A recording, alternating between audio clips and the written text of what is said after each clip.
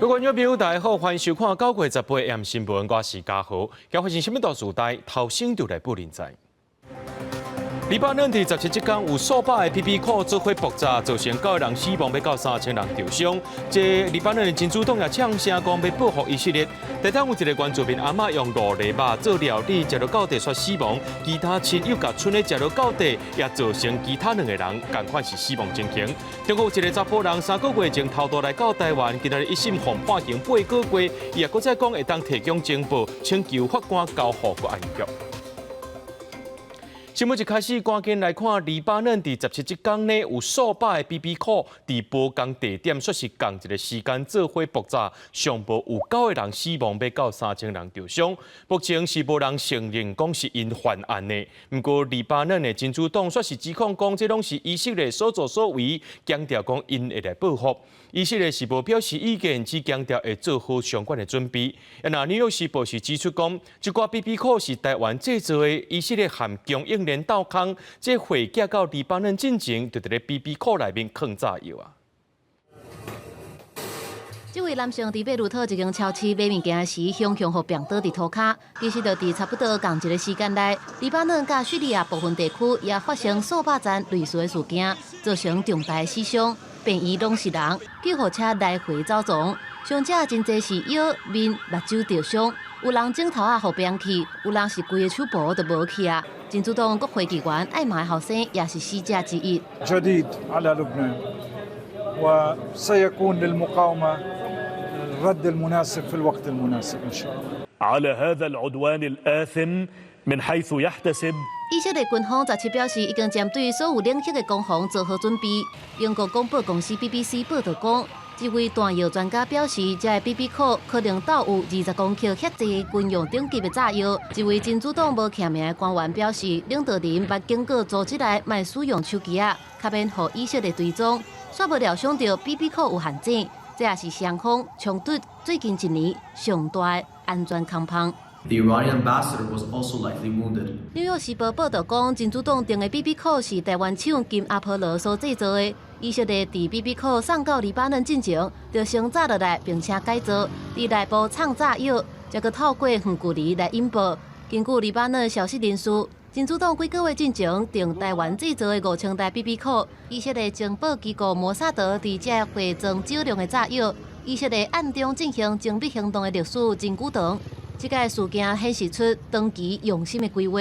美国对这个案件表示事先唔知影。No U.S. involvement in this at all. BB 库爆炸案地区中东地区紧张局势冲起来，大型的航空公司德国汉莎甲法国航空宣布讲，目前到19会停飞相关的航班，汉莎会停飞所有飞到特拉维夫甲伊朗首都德黑兰的机班。这段期间，所有汉莎航空集团的航空公司也未飞过以色列甲伊朗的空隙。法国航空是暂停飞到特拉维夫甲黎巴嫩首都贝鲁特的航班。公司新闻黄文良编译。外国媒体表示，讲这黎巴嫩爆炸事件内面的 BB 库呢，是对台湾的金阿波罗公司来的。不过，董事长柯清公是解说讲，这出代志的机型是伫咧匈牙利配合厂商贝克设计制造，和台湾金阿波罗无关系。金阿波罗公司只是授权予贝克公司尔。目前，咱台北树林地检署也已经主动分案调查。黎巴嫩用的是哪一款？没有在我这里，它不是我的产品，所以没有在我的这个内容里面。介绍产品，金阿波罗公司董事长柯清光严正澄清，黎巴嫩 BB 库大规模爆炸事件出代志机型 AR-924型号，绝对唔是家己公司生产，只是大牌挂名。透早伫新北市址的金阿波罗公司总部到警方来调查，再经外国媒体也来了解。柯清光讲，出代志代理商伫台湾有办事处，去甲伊透早就打电话去骂人，佮表示家己也是受害者，无拜托看海提过。制造是他，设计是他，他只是跟我买一个 logo， 就是这样子而已。你说的是布达佩斯这个公司吗？是。台北树林地检署已经主动分案调查，金阿波罗公司10月2摆对外发声明，除了透露合作厂商 BAC 公司伫布达佩斯也澄清这机型呼叫器的设计甲生产，拢甲金阿波罗无关系。目前有跟 BAC 联络上吗？不是 BAC 有找你们吗？警方现在还在持续调查中。对，我们还在调查中。对。面对提问，记者无继续回应，但係表示警方在進行調查。司法市長侯友宜就表示，已經指示相關局處去了解過程。我們其實在第一個時間會請我們市府的相關單位，警察局啊、經發局啊，我們會跨局處聯絡去了解這整個過程，了解完以後再跟各位來做一個詳細說明。新北市經濟發展局表示，跟阿波羅公司是合作幫手，產品與通訊傳播設備、導航、鐘錶等，目前查無違規記錄。根據經濟部調查，2022年到2024年8月，這公司出口16萬套呼吸器，今年1到8月出口4,929套，最後出口對象是歐美國家，無直接出口到黎巴嫩的記錄，後續繼續調查。記者綜合報道。講到這個 BB call 對即賣少年人來講已經是古董啊，不過這手機啊無普遍的時陣呢，是上屆濟人使用 BB call 這款的工具。佇台灣呢，1999年台灣的用戶有到432萬，不過科技佇咧進步到2011年的時陣呢，台灣的電信業者就停止 BB call 服務啊。目前這美食嘅提產點的呼叫器使用的頻率和技術，和這 BB call 是無同的，法規管理就無遐尼嚴格咯。BB 聲響器機身的頂顯示 BB call 並無顯示數字，是電話號碼，也可能是團情代碼。跟朋友聊天啊，就用數字聊天。谈恋愛的時候用最多，對啊，因為可以傳520啊什麼那些，就是以前就是用這種方式。第下尾有手機啊年代用接受簡單文字信息功能的 BB call， 是比較456年級生的通訊工具。1990年時陣，台灣用戶432萬，醫師也配 BB call。不過手機啊愈來愈普遍，而且手機啊對部分巨型心臟接入器的干擾不明顯，加上無法度辨別重要性，漸漸被淘汰。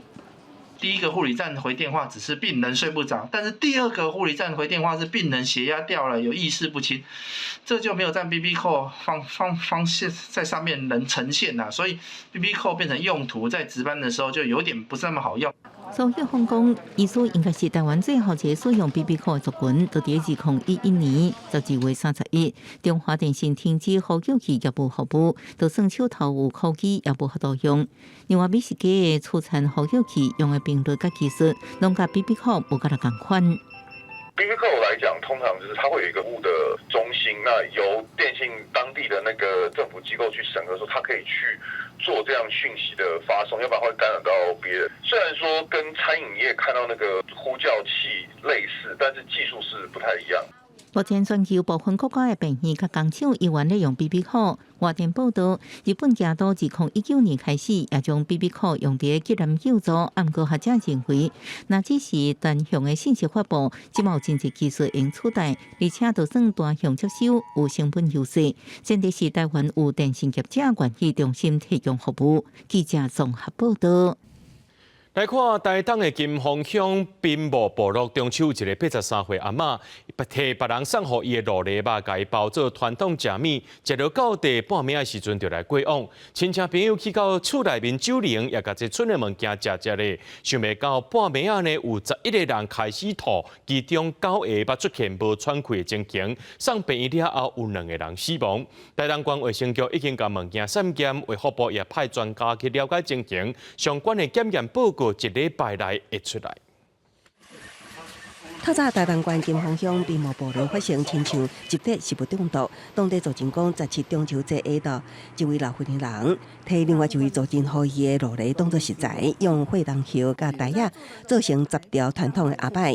佇聚會的時陣要分予親戚朋友食，老婦人家己先食，也毋過半暝就出現無爽快，送醫搶救了後死亡。後來大約有20名的親友來守靈，也食剩落來鴨擺，到18透早就有11人陸續吐，緊急送醫。醫師表示，無排除是蘿蔔有農藥，也無排除食材有問題，才造成中毒。留下來的12點多，他們又把那個鴨尾9個鴨尾拿出來，反正有吃的都有出狀況了。像農藥中毒的這個徵兆呢？不排除，因為他身上會有他們身上都有一些味道，但是不確定有沒有，我沒有幫他送一個農藥化驗的那個檢驗酶去化驗。衛生局早起去部落採集檢體，送食藥署進一步化驗。下晝食藥署甲動物專家也專程到台東了解情況，檢驗有過1禮拜內報告出來。那现在初步是知道是患者大概都是吃到这个阿拜之后，大概1-2个小时就出现身体不适的症状。卫生局统计，这件中毒事件有12个人送医，目前联络到回人有3个人死亡，8个人也在加护病房观察，1个人已经出院。食药署目前锁定鹿梨、血糖、曼陀罗甲农药残留的问题，警方经传唤被鹿梨的组织说明，事后将人请回。台东地检署下昼也会同发起甲死者家属到殡仪馆上验遗体，厘清死因。记者综合报道。中秋有真侪人航吧，这国内走北的疫情继续在咧加悬。顶礼拜有894万人因为走北去互医生看。最近4礼拜走北的群聚通报着上百件，出现这5年来共期的新冠。这疫情的高峰可能是中秋过后的2礼拜。另外，这开学了后呢，长甲病毒也造成校园1礼拜有192班停课。疾管署也预估讲，上无阁爱1个月时间，才会脱离流行期。病医局只是客满病人，其中有不少是因为参加中秋节航拍活动，食歹巴肚、吐过落。医师表示，最近因为急性胃肠炎来看病患者比平常增加大约2成。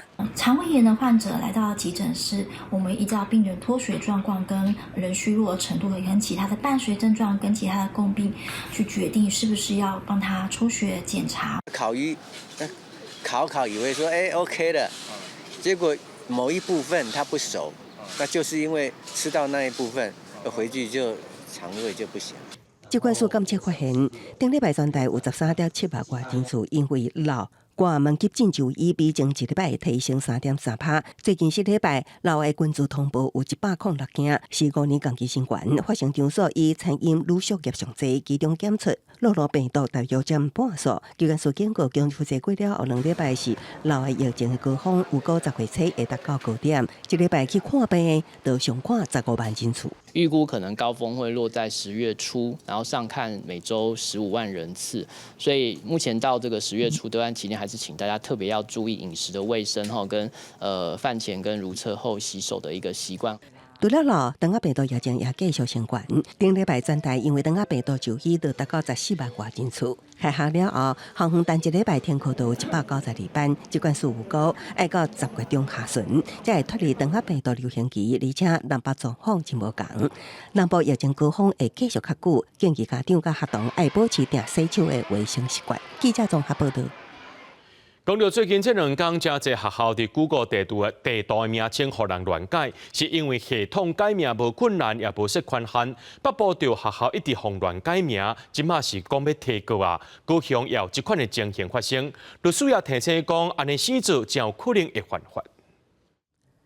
所幸高雄七里林园高中 Google 地图上名称互改做是七里林园高级港业，南马溪的国强高中是互改做黄国强高中，连国小也互改名做动物园，互学校真困扰，因为网页开放任何人拢会当修改。有网友自北到南黑白母各间学校校名。这你要被看到就是很不雅，对学校对形象大打折扣啊，所以我们已经通知了啦，只要看到随时可以更新这样啦。在后续的这个教育上面，我们也一定会在针对现场师生的这个教育，在资讯安全或者是在这个名称的使用上面避免触法这个部分，我会再做进一步加强。头改校名向规划17开始，高雄市教育局表示已经将案，也提醒各校注意，佮主动通知Google地图团队将校名更改锁定。到10月下晝4點之前，高雄市方头改的校校拢已經更正。新北市有校校佮市部門一定會改名發聲明，講要提告。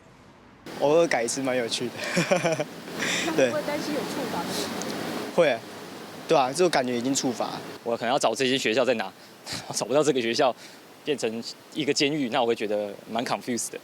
創治黑白母改學校名稱，網友多數無認同，也煩惱可能傳達錯誤信息。律師也指出，細緻處罰。它可能構成刑法210條的偽造文書，或者309、310條的妨礙名譽罪，或者是358條的無故侵入電腦罪。網絡上留言也是改名，攏可能順 IP 回溯對查。律師也提醒網友唔通一時愛算地咧做，涉犯妨害名譽、偽造文書等罪嫌，顛倒互家己惹出代志。記者綜合報道。国本地牵涉到金华城弊案，防羁押禁见今日北检是第3届提审。另外，北检也以证人身份团证都市计划委员黄大成、都委会专案小组成员房正明，也佮以被告身份团国民党台北市议员应晓幂的助理陈嘉敏，要来厘清用职率的这个审议过程。伊若讲到这民进党的台北市议员简书培，伊就指控瓜市府伫2012年10月18日先发予金华城建照，11月初6才来签订协议。即马台北市都法局是解说讲是时间设定大器。双手靠地，面无表情，民众党主席郭文地对警备车行落来，牵连到金华城案，互羁押禁见，18号北检3度提审，针对最近证词有无共的部分，继续小比对。证实了后，郭文地委任律师面对外界关心案件进度无计讲话，检联继续追查金华城案，也公布以证人的身份2度传唤前都市计划委员黄大成，说明审议的过程。黄大成诉当时徛伫反对的立场，指金华城无适用都经条例，经过2点钟的听审，悄悄离开。那请问当初为什么会持反对意见？我们不能谈 ，OK。同款互传唤到案的，还有都委会专案小组成员房正明，因为针对金华城诉当时争取用职奖励，房正明就捌这议会无相关的法官依据。当时候决议的过程是发生什么事情？是有持反对意见吗？在追查都委会审议甲决策的过程，国民党台北市议员应晓媲的助理陈嘉敏列作被告，进前是200万交保，18搁再互北检传唤。金华城案继续烧，民进党台北市议员简书培也通讲，瓜市府先核发金华城的建照，才签协议书，这是先上车才补票。台北市政府跟金华城签订的这个合约呢，居然是在2022年的11月6号，但他的建筑执照居然在10月18号就拿到，为什么可以先上车后补票？然后先射箭再画靶？针对议员这支瓜市府2022年10月18先发予金华城建照，11月初6签订协议书。台北市府都法局委会讲时间有唔对，10月初6就签协议书。不过这款的讲法，民代无信道。到底是金华城有预先的这个神机妙算，还是金华城跟市府那个时候已经有默契，容易一定到得了手？你先帮我这个发建照呢？我觉得这个都是非常奇怪、不合常理的事哦。民众党是回应讲，无法度针对台北市府讲唔对的内容来回应，也指控议员黑白讲必须爱谴责。游淑慧是发声讲，都法局爱老实，莫个为金华城来战。记者综合报道。台北信义区早起有交出现加载是无含人发生冲突，下晡台北市动保处的警员已经甲狗抓起来，也呼吁民众看到狗的时阵，唔通去甲乱，也唔通接触，上重要的是唔通甲饲物件。透早伫信区的中岛社区有点仔小骚动，多有人翕到高山伫树顶咧食物件，明显佫用另外一只手抓甲满满满，过后中间佫留一粒一粒的菱形纸。因为剥皮也像人一样呢。食年景进前，高山其实成伫早顿店对面的食后边咧照相，迄时阵早顿店的头家拄了行一条，佫烦恼伊会为着食面冲过来。当然惊讶啊！现在这是市区耶，是信义区耶，怎么会有猴子呢？他还好没有往这里走，然后看客人拿这个塑胶袋，他也没有过来抢。我其实主要是怕他来抢的。这只高山伫边侧，信义区三人私社团上早通报地点是信义国小，所以有人伫曾经上勤路口看到，所以伫高兴街家人路口，佮继续行向信义路4段460号，最后停伫早顿店所在社区。中途伊被翕到摕到一罐香蕉，而且佮藏伫车路当中。台北市动保处提醒拄到高山，就是三不管境。不干扰、不接触、不喂食的3不原则。户外的这个垃圾桶也要加盖，也不要有漏出食物，或者是让它有任何可以觅食的机会，他们就会返回去他们原生的这个栖息地点。台北市动保处人员出动，下晡2点外，高山被抓一位人底，居民推测伊可能是飞1公里外象山来的。动保处表示，未来未被野放，检阅了后会评估送到机构安置。包含信区在内，台北市未少行政区靠山，有时阵高山出现伫人类活动的范围。动保处呼吁民众保持距离，食面唔通摕出来，对降低人狗冲突。记者综合报道。苗栗头份警方这个月13巡逻时阵，发现讲有2个查甫人受载无戴安全帽，警方甲查落来要查，后壁查甫人赶紧跳离开。警方抓到人了后，确定是逃走的外籍移工。另外，进前呢，也有一名泰国移工竟然报警才掠家己，希望用这款的方式，互遣返回去，就会当省一张机票钱。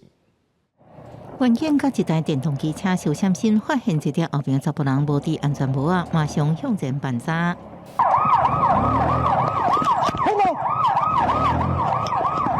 看到远景队列，一条后边查甫人赶紧跳车，头前骑车的查甫人已经逃走。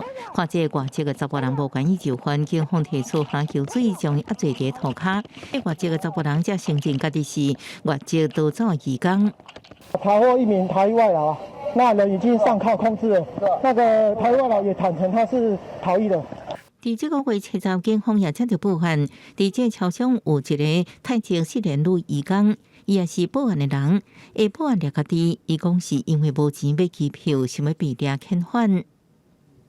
因没有钱买机票回国，在超商内徘徊，最后想出报警抓自己的方式，希望警方将他逮捕，遣返回国。根据移民署的统计，到今年7月，国内4年移工人数上侪是越南籍有55000多人，印尼籍有27000多人，随其是菲律宾籍、泰国籍甲马来西亚籍，总共人数是87576人，人数阁创新高。移工团体表示，确实有移工用安尼方式达到回国的目的。其实他钱都寄回去了，那他可能就是透过跟警察这边来自首，或者是被逮捕的方式。那接下来呢，他可能就也不付罚款，然后也说我没有钱，身上没有机票费，所以可能就由这个警方这边要来帮他想办法。是瑞士表示，在移工达到回母国的目的了后，就算相关单位了后，想要追究罚款甲机票，也无法度续回来。安尼情形真济，而且常常互4年移工软空芳，主要原因也是因为台湾的欠工条。记者综合报道。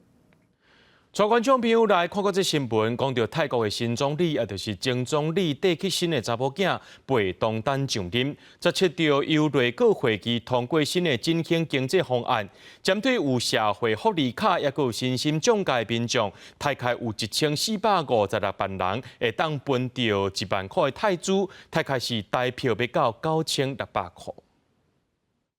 伫前总理赛塔互法院判定解除职务了后，泰国国会杀出38岁贝东丹出任总理，延续戴克辛家族的政治香火。伊上任了后，第一项重大政策就是发现金补贴的方式来促进民间消费，佮有振兴经济。贝东丹原底想法是针对要7,000万的泰国公民当中的5,000万人来发补贴，而且是透过手机应用程式来发。不过，伫内阁讨论了后做调整，除了一部分改做直接发现金，适用的范围也变细。รัฐมนตรีได้อนุมัติตามกระทรวงการคลังเสนอโครงการกระตุ้นเศรษฐกิจปี 2567 ผ่านผู้มีบัตรสวัสดิการแห่งรัฐและคนพิการ โดยจ่ายเงินให้แก่กลุ่มเป้าหมาย คือผู้มีบัตรสวัสดิการแห่งรัฐจำนวนไม่เกิน 12.41 ล้านราย และคนพิการจำนวนไม่เกิน 2.15 ล้านราย เป็นจำนวน 10,000 บาทต่อคนจะเริ่มทยอยจ่ายเงินตั้งแต่วันที่ 25 กันยายน พ.ศ. 2567 เป็นต้นไป泰国的经济成长率伫2023年交出1.9%的成绩，伫东南亚国家算是排较后壁。实际上，伫2023年的大选当中，贝东丹因的为泰党就以振兴经济做竞选的主张。จากตัวเลขที่หามาเนี่ยกลุ่มเปราะบางกลุ่มแรกเนี่ยค่ะในเงิน 10,000 บาทที่ได้รับไปก็จะมีการใช้จ่ายนะคะค่อนข้างเป็นเปอร์เซ็นต์ที่สูงมากเพราะฉะนั้นเชื่อได้เลยว่าเป็นการกระตุ้นเศรษฐกิจแน่นอนในเฟสแรกค่ะ路透社的报道指出，发现金补贴的政策一开始就受到财经学者的质疑，其中佫包含捌做过泰国中央银行总裁的专家，认为这一定会造成政府开销膨胀的情况。贝东丹对此表示，除了缩减发放的范围，锁定弱势族群之外，政府也会监管财政纪律。公司新闻齐嘉玲编译。美国联准会降息进程呢，这美国三大指数收平盘。虽然降息也是要降偌济，是也唔知影。不过市场多数认为讲会降2码。就专家分析讲，若准降的趴数无预期遐尼济，将有可能会造成市场起起落落。美国联准会就要启动降利息循环，市场拢在等。这次美国三大指数出现小波小起的局面，收伫平盘附近，为打击通膨，联准会为自2022年初以来，总共宣布升利息11摆，总共升利息21码。目前利率落伫5.25%到5.5%的区间，今麦通膨大大下降到2.5%，接近2%的目标。联准会台湾时间明仔透早伫货币政策会议结束了后，宣布降利息已经正做定。The time has come for policy to adjust. The direction of travel is clear, and the timing and pace of rate cuts will depend on incoming data, the evolving outlook, and the balance of risks. 不过，伫美国通膨转好的时阵，联储会失业率升到4.2%，引起经济衰退纪录。市场预期降利息幅度为1码加做2码纪录，目前已经提悬到6.7%。The going heavy camp is saying, okay, now hang on a second. Interest rates are really high right now. Things are really choking the economy. We need to very quickly get away from that. Take your foot off the brake now, and give the economy some juice to keep going. So a couple different camps there. Interestingly, again, markets are betting on the heavier 50 basis point cut. If you look at historically, the Fed rarely starts with a 50 basis point cut. They've only done it twice in the past few decades. They did it in 2021 and 2007. Both of those periods were recessionary periods. And again, we don't seem, from an economic recording standpoint, that we are there yet. But again, this is what the market is forecasting and guessing. 路透报道指出，市场有机会提振经济，联准会到年底之前可能会降利息5码。也分析师认为，降利息会让贷款利率降步下降，理论上会减轻买厝人的房贷压力，对外路房地产经济有帮助。不过，分析烦恼，这摆联准会降利息幅度若无符合预期，股市恐惊出现震动。公司新闻将回应评论。针对中国九曲联合国第275号决议影响台湾参加国际组织，最近澳洲、荷兰拢有替台湾发声，强调275号决议无干涉到台湾的主权。今日民进党立委也开记者会，呼吁台也爱团结做伙为台湾发声。民进党立委拜三针对联合国275号的决议签署议会提案书，希望国民党、民众党会当支持，校正拒绝中国错误解说联合国275号的决议。民进党立委希望朝野团结，共同提出诉求，表达台湾有权利参与国际组织。透过这样的一个联署，让国际社会知道，台湾并不属于中国的一部分。而台湾应该有权利可以加入各种世界的组织。就在荷兰的国会通过了有关于2758号决议文被扭曲的同时，我们看到的是在野的2个政党他们的回应。我很遗憾的是，国民党团居然开记者会，认为这会引发台海更激烈的冲突。面对2003年的 SARS 甲2019年新冠疫情，台湾拢因为一个中国官职无法度参加世界卫生组织，严重危害到台湾人民的权利。最近联合国开大会期间，国际上有真侪国家开始替台湾发声。澳洲参议会伫8月份就表达275号决议无干涉台湾，也那荷兰国会嘛伫9月12通过临时动议支持台湾。Het is tijd om te zorgen dat wij uitspreken met zoveel mogelijk democratische landen dat we dat isolement niet willen en dat we de deur weer open willen zetten naar deelname van Taiwan in die internationale organisaties. 国际上有愈来愈侪国家认为275号的决议内面并无限制中华民国甲台湾袂使去参加国际会议。对此，外交部回应台湾是主权独立的国家，甲中国无互相的关系，咱去参与国际组织是正当的权利，中国无权利主动。记者陈阿选、柯敏哲台北报道。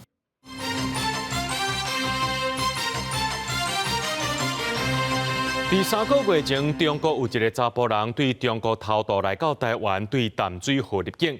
今仔日一审被判8个月。伊捌讲过，家己是进前是这个中国解放军海军唱水艦的艦长，而且佫有为这中国的军事情资。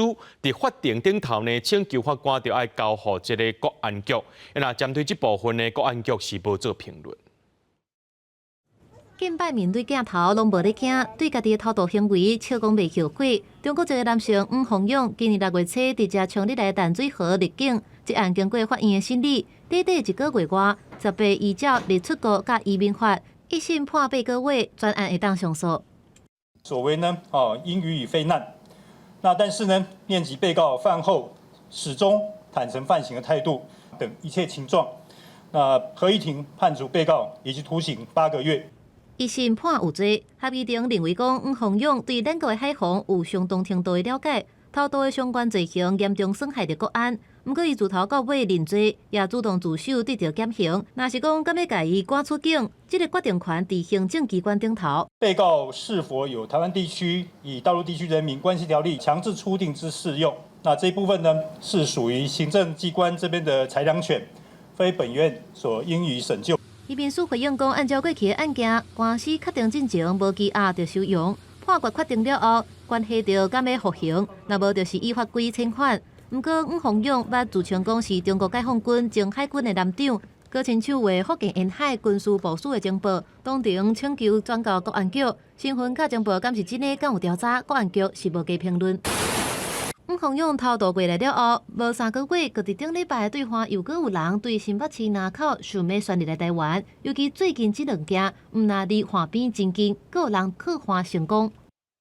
也不排除了哈，中共的军方似乎是在做对于台湾的海防，尤其是淡水这个部分，在做不断的在测试，会不会这些特工人员都放置在中共的潜舰里面？到今年9月10号，官方查到偷渡已经有5件5人，不过海防一直出现空碰，是要安怎强化甲防中国？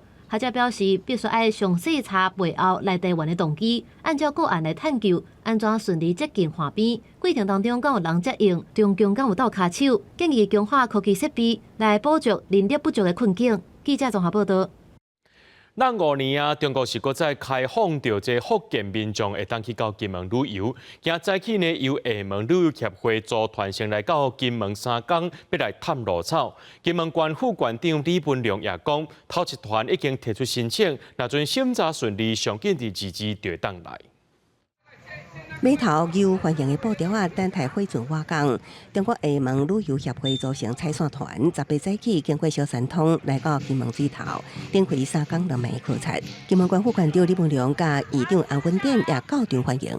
厦门基本上再这样串门吧，结果厦门没有门了。热情的小出门代表两华旅游破冰李文良透露，中国国金门首发团已经提出申请，有计上建立的成型。政府的支持之下，我们希望这一个审查的这个程序能够尽快的完成，那我们可以来迎接首发团的到来。两华小三通2020年2月因为疫情中断，虽然2023年1月已经复航，却因为中国无解禁，无看到中国旅行团。经过3国协力，即马有进展啊。北京邀请我们金门县议会由我们议长带团到北京去做交流沟通，希望能够在10月1号之前真正的开放。两华官讲，因为政治因素限制强局，虽然中国连续开放福建居民去马祖甲金门旅游，学者认为，那这开放离岛恐惊实际帮助不大。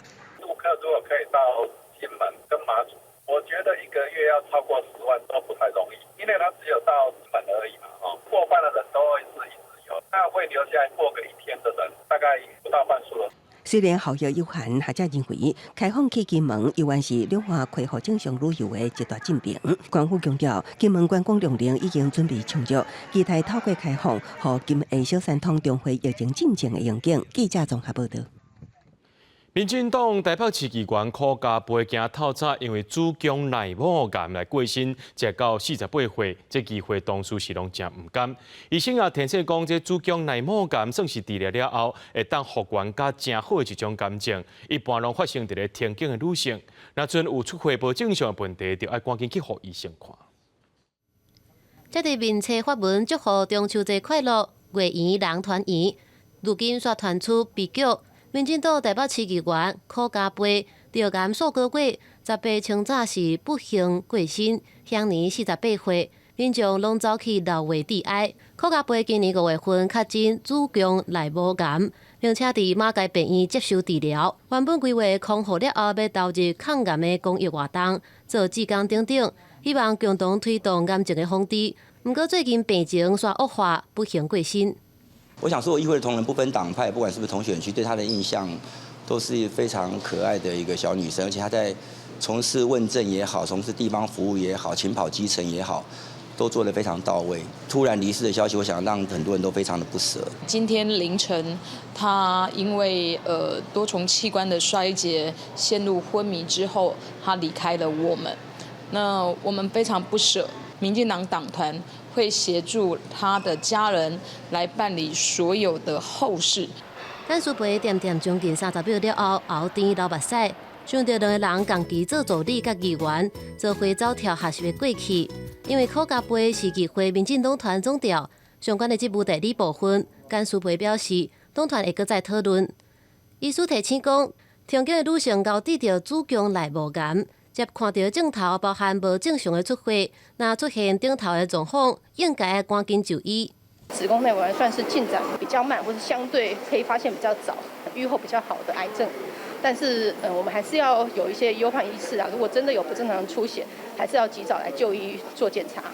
医师也进一步表示，子宫内膜癌若准刷位，会以附近的器官为主，譬如讲大肠、膀胱，或者是侵犯到附近的淋巴结。较远有可能会到肺部或者是骨头，甚至是脑部。转移治疗以化疗药物为主，也看情形使用标靶治疗。记者综合报道。高雄轻铁通车以来，沿线59个路口接续发生事故。这捷运局伫咧轻铁甲这一般车路相接的所在，有设黄线区，停车民众袂当临时停车，也袂当行。不过民众因为行唔到站，就违规停伫黄线区，安尼施作有影就危险的。车顶也袂倒，脚踏车直接经过，除了中央灯，服务处伫轻铁站附近的民宅，更加常常发现乘客因为走唔得，违规行伫黄色铺面。那个轻轨站的部分会特别的明显，就是民众可能到了顺向的车站之后，他发现他想要搭乘的轻轨是要到逆行的那个站，所以他就会从中间的这个黄色区块直接进行穿越，那其实是非常的危险哦。民代讲，这种状况一天看过6届，尤其轻铁升移了后，使用者大增。今年9月运量甲去年同期比起来，增加9成以上，更加需要注意轨道防撞入的状况。每一个路口的黄线区皆设立轻轨专用禁止进入的牌面。那中秋假期，检举持续检视各个路面的黄色铺面的状况。今年到8月底，高雄市发生过10几件轻铁伫路口防弄地的情形。社运局伫轻铁还有一般路口的交接为地面范围，画上黄色的警示区域，提醒民众甲驾驶在事前往着树德加上站观察，真侪人拢反映会提高警觉。黄色不是就是不可以靠近，不是吗？所以你觉得还蛮容易辨别？可以的，这样怎么没帮我辨别？因为它已经盖了。你就要再加一个栅栏，可能也不对嘛，对市容也不好看。有人认为违规者大部分拢是为着要较紧的，毋是唔知影违规。市府嘛伫中秋节专门来检修着黄色铺面，虽然有一寡部分阿早，但是也是非常的清楚。未来会持续来精细着科技执法，也是何时来指示，来宣导用路人就要遵守。记者王刘婷、陈显坤报道。高雄捷运生态园区站最近出现机器人伫咧车站甲柜台巡逻，日时机器人会当提供导览，暗时时阵会当伫车站内面巡设备。高雄捷运表示讲，目前这机器人还阁伫咧检修甲测试阶段，后个月就会当开始提供服务啊。请问高雄捷运有多少站？银幕内底穿一运制服的耳机人物，听到问题随着甲你应，所以来伊就正做巡查机器人，伫咧车站来来回回顺头看尾，伫咧检查设备。这个甲真人平悬的机器人，最近出现伫咧高雄捷运生态园区站后壁，佮对一位工程师伫咧车站甲柜台巡逻，大家拢对伊不加好奇。对老人家会比较方便，因为老人家可能有时候站铁人员比较忙的话，他们还可以就是下来直接点那个机器，会比较方便。白天提供旅客一些相关站内还有周边商圈景点的一些服务询答的内容。夜间如果没有站务人的情况下呢，他会做车站里面的巡检，看有没有月台门的裂缝。那穿堂这边也是会看有没有人员逗留。高雄捷运公司表示，目前正伫咧生态园区站做机器人的测试，主要因为这个车站四周围的景点甲上宽比较较济，伫咧服务台常常有旅客为着要问交通的问题，专排队排甲长落落。即马有2个机器人会伫车站甲柜台爬走，提供票务甲观光资讯的服务。另外，伫咧机器人的身上有倒8个光线感应器，嘛会当倒巡看车站的设备。敢有升灯，也比较亲切啦啊，比较刚开始的话会比较试试看，新鲜感比较好。目前包括高雄捷运、松山机场、桃园机场，又搁有松山文创园区，拢有同款的机器人。10月初1就会开始替旅客来服务。高雄捷运公司表示，后续会搁替机器人办号名的活动，希望大家斗阵吉塔卡，替伊号一个好听、搁好记的名。记者柯昭阳高雄报道。全观众朋友来到台南看一个盆栽展览，即马当咧龙年门圣庙展出，这回有134件创下历史新高，那现场的价值是有上亿较济。今年的总冠军是以7种无同类型的盆景所组成的，展现着结构的稳定性，受到这评审的肯定。一卡的盆栽伫展示架做展出，这树种平均有50担的树龄。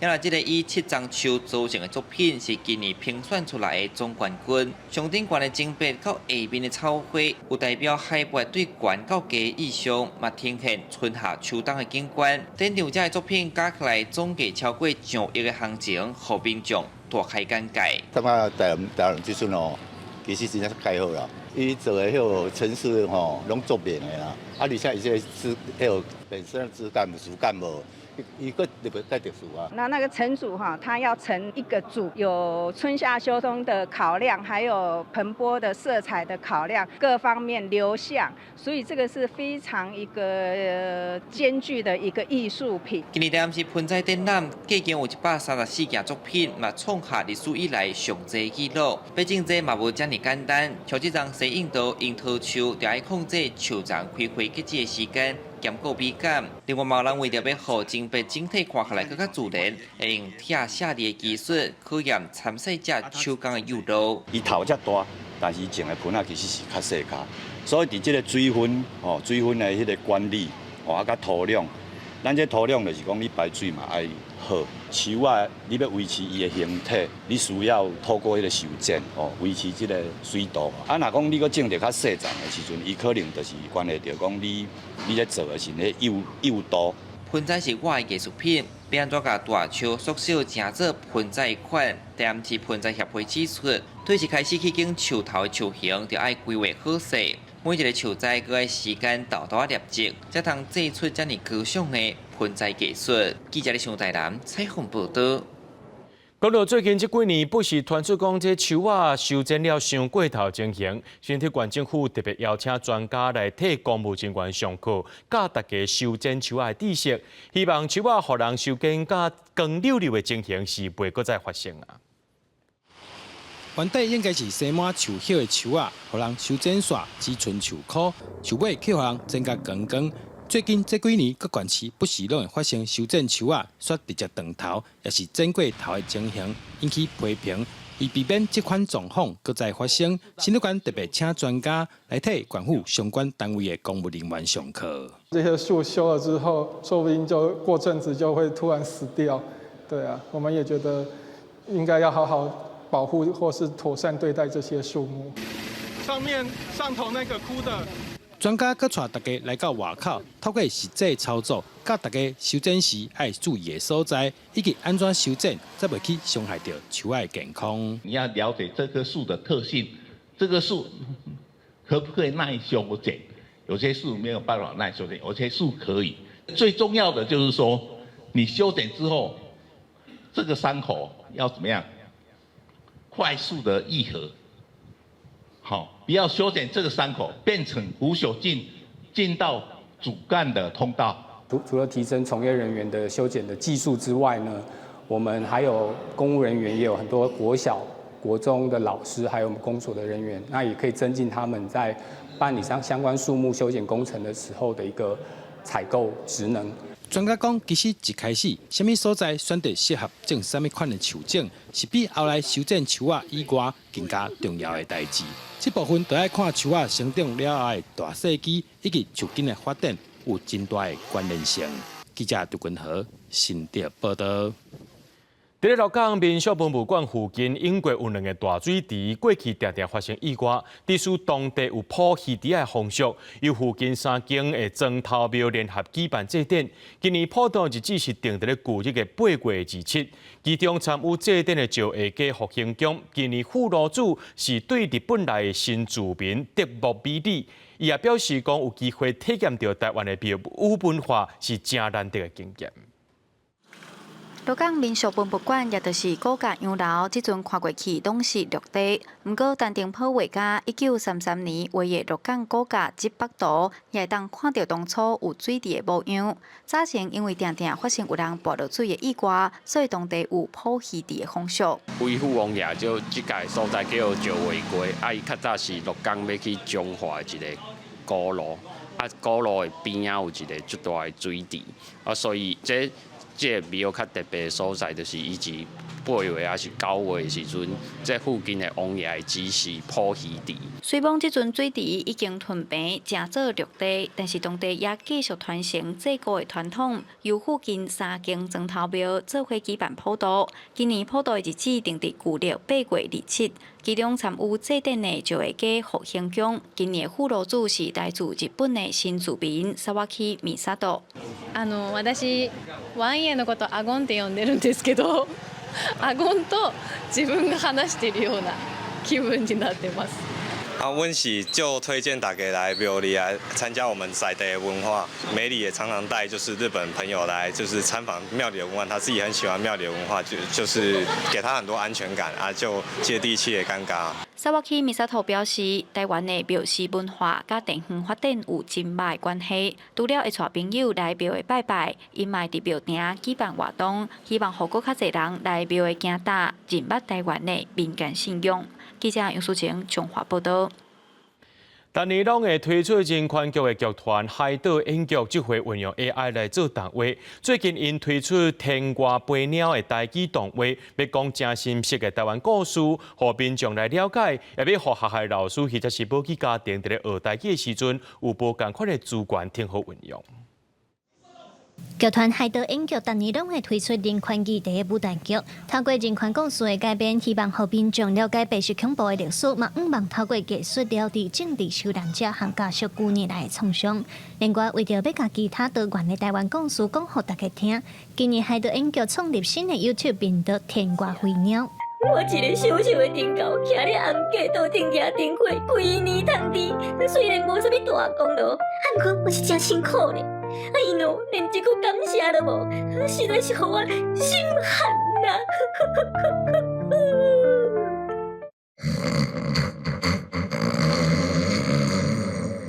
天外飞鸟主角是花花甲斑斑2只鸟对太空中的灰白鹂鸟星飞来到拿青的海洋岛所发生的代志。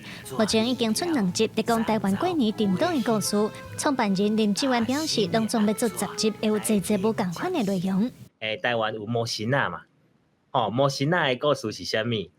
佫会讲咱即个日月潭的故事，也是讲咱迄个因果即个名地号名安怎来的吼？其实有足侪台湾有足侪故事会使讲的。林志远讲，因想要做自媒体已经想真久啊，因为有请到文化部台语资料化一寡帮助，剧团才通运用 AI 技术来做影片画面，配合台文含中文的字幕，希望互大人囡仔通做伙学台语。自媒体的物件吼，剧团是进前就已经有伫想讲要做，但是伫想讲要安怎做，来想讲其实若是用即种网页的物件，互囡仔看，主要是他互迄个家长陪囡仔做伙看，2个人其实因他做伙来学习即个台语。为着要推广台语，讲真深色的台湾故事，互民众了解，剧团讲因将5望天外飞鸟会当久长经营落去，嘛表示未来若总有机会，嘛打算把这个网页改编做绘本。记者卢尚如、谢桂林台北报道。国家推动双语政策，就这法律系学生问律师讲，第二语言应该爱学什么语言会较好咧？对律师伫咧网络顶头铺文讲，若准是伫咧台湾做律师会晓讲台语，并会晓德语一句是搁较重要，也引起真侪网友甲赞声。真侪网友拢讲，袂晓台语就无法度甲人沟通，台语伫台湾有影是真重要。 有律师伫网络铺文章建议，即马学法律的大学生未来若是想要伫台湾开业做律师，建议爱赶紧学晓台语，讲互练懂，因为台语比任何外语搁较重要。这篇大文嘛引起侪侪网友来起赞留话。有网友讲，甲老大人讲话真侪爱用台语解说较会通。伫中南部，阁有当事人要求法官讲台语，伫便伊上班台语嘛真重要。中南部大部分的客户，你若是无讲台语，可能个案件较歹较恶接。咱台北这边吼，应该是讲100%大家拢会晓讲国语。问题有的客户，比如讲他2声，你甲伊讲台语，伊讲足顺的。啊，讲了，伊讲的你阁听有，所以就感觉讲，安尼我找这个律师就好啊。律师表示，有的时代虽然听华语，毋过会晓讲台语的律师，对时代来讲较亲切，嘛较接会到委托案。根据人力银行的统计，目前要求爱有台语能力的工课欠，以接电话人员占上多。第二个就是行政、总务、法务的工课。看到排名第2的像是行政、总务、法务类。 然后行政总务的话，其实我们看到第一线的柜台，它会比较可能需要一些台语的能力呢。那我们关注到比较特别，像是法律师，他可能算是比较高薪的组，但是他可能也会希望是说有台语的这个加分。根据人力银行的观察，台语能力好，伫工课上等于是加一种语言的优势。加上台湾伫明年2025年会正式进入超高龄社会，未来每5个人当中就有1个是老大人，会晓听台语就赢人一步。若个会晓讲台语，对老大人来讲更较亲切。一寡公司咧面试的时，嘛会问讲敢会晓讲台语，所以鼓励少年人爱学爱食讲，用台语替家己加分。记者伫阿选柯敏在台北报道。带观众朋友做伙来关心天气，受到这风太外围云系影响，这2天啊北部和南部拢会落大雨。下暗气象署也针对台中以北和高雄、屏东发布大雨特报，桃园新竹也发布雷公雨警示。若讲到明仔载同款的高落雨，提醒观众朋友伫外口走跳的时阵，就要注意天气。明仔载天气是好也是歹，做伙来看预报，恁就知。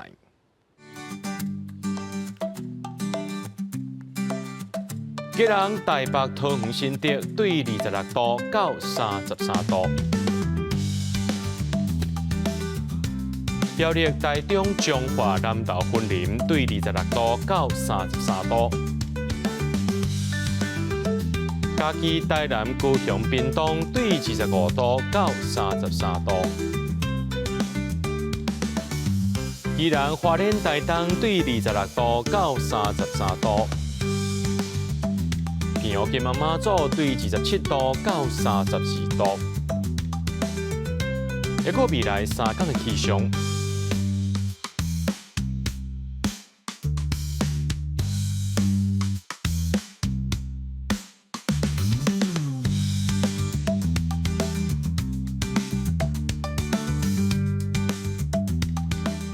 节目最后，感谢各位观众朋友收看今日AM新闻，我是嘉豪，明仔载同一时间咱再相会。